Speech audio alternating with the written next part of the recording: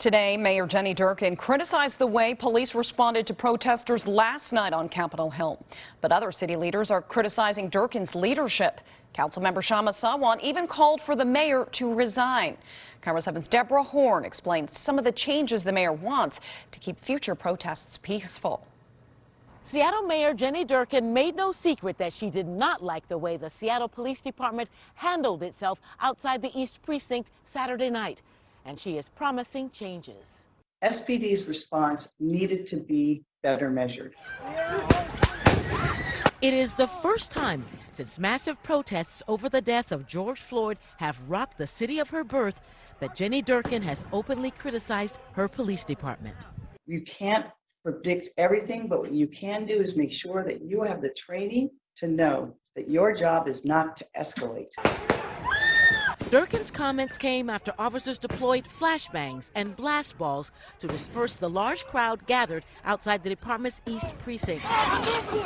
Police Chief Carmen Best insisted the officers reacted when protesters tried to push through the barricade and began pelting them with incendiary devices. 6 people were injured, 6 officers were injured, and 2 were hospitalized. But their actions have generated calls for changes at the top. It is Jenny Durkan's police force.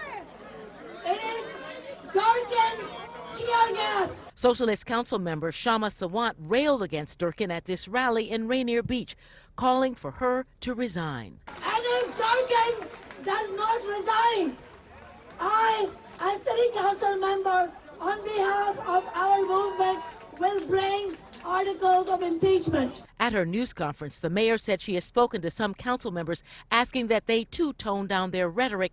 We wanted to know about Sawant. Have you spoken to her, and are you concerned that she says if you don't resign, she will introduce articles of impeachment so that the council will vote you out of office? I've not spoken with her and I'm not concerned. As for the guarding of the East Precinct, Durkan says she wants officers to remove their riot gear, and she wants the National Guard's presence to be reduced so that Capitol Hill does not look like a police state. But she says she continues to be impressed and to support Chief Best. Reporting in Seattle, Deborah Horn, KIRO 7 News. Thank you, Deborah. Under Seattle City Code, a mayor accused of violating her duties may be removed from office after a hearing. The council must give at least 5 days written notice, and the mayor may show up in her defense. 2/3 of the council must then vote against the mayor to vacate the office. This comes 3 years after the council discussed possible impeachment proceedings against former Mayor Ed Murray. He later resigned over sexual abuse allegations.